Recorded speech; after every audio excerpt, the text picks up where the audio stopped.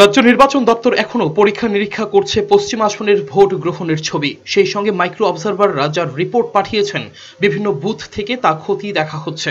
এই সমস্ত বিষয় খতিয়ে দেখেই পুনর্ভোটের সিদ্ধান্ত নেবে রাজ্য নির্বাচন দপ্তর। এর আগে অবশ্য জাতীয় নির্বাচন কমিশন থেকেও পুনর্ভোটের জন্য অনুমতি নিতে হবে।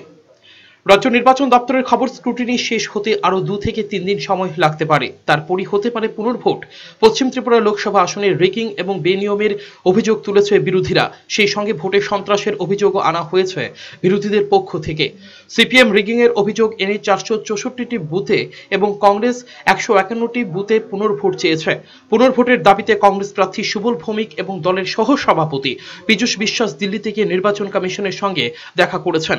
এদিকে বামফ্রন্টের পক্ষ থেকে রবিবারও রাজ্যের মুখ্য নির্বাচনী আধিকারিকের সঙ্গে দেখা করা হয়েছে ভোটে সন্ত্রাসের অভিযোগ এনে এবং পুনর্ভোট চেয়ে। ব্যুরো রিপোর্ট, চ্যানেল 3 রাত।